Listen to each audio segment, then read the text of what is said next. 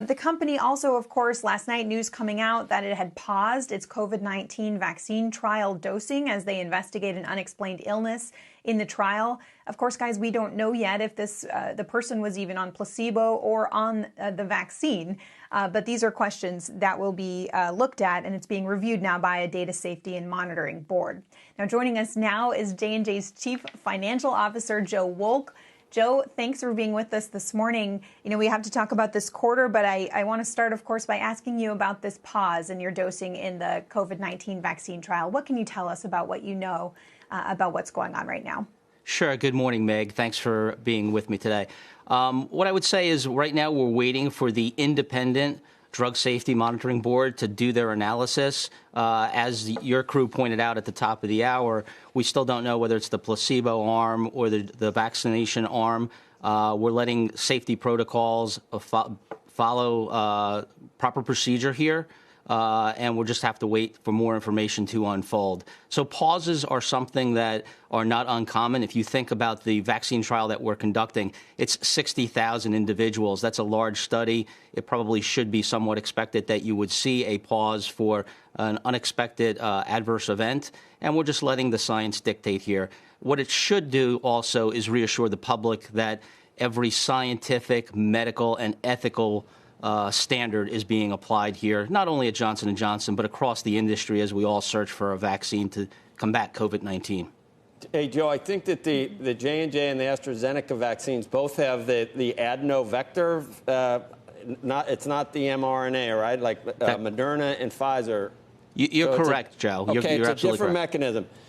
If it were to turn out that it was the same, it was transverse, whatever that incident was with AstraZeneca, whatever that one was, do you know if it's a similar spinal inflammation that we're talking about? Is it similar to the AstraZeneca?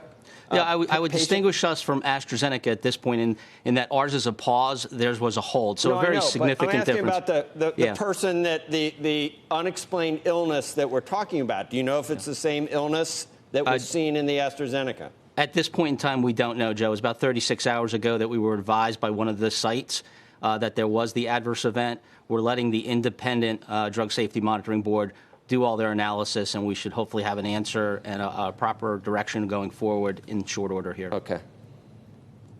Can you just help us understand the not just distinction between a pause and a hold, but specifically on that, and I know it's not your drug, but on the AstraZeneca vaccine program, for example, other countries have begun testing that again. The United States has not. Is that because we're stricter about the approach? Why is that?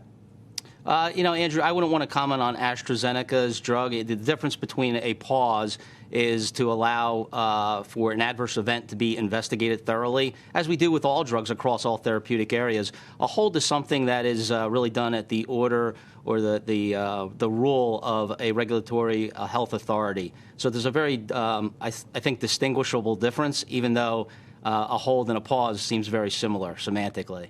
Hey, Joe, why is it hard to figure out whether it's placebo or someone that received the actual vaccine? And do you know? Do you not know which group it came from? And is it kept blinded so that no one really knows till the end of the trial? It will be unblinded to the independent data safety board, Joe. We do not know at Johnson & Johnson, but somebody does know. So it's not that hard to figure out. It's just we don't know.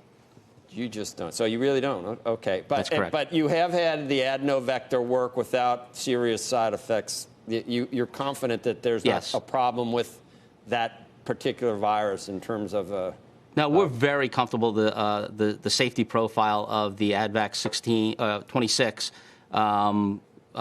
platform that we have. As Meg noted, it's been tested on 100,000 patients across Ebola, HIV, and so we're very, very comfortable that we'll be able to address this.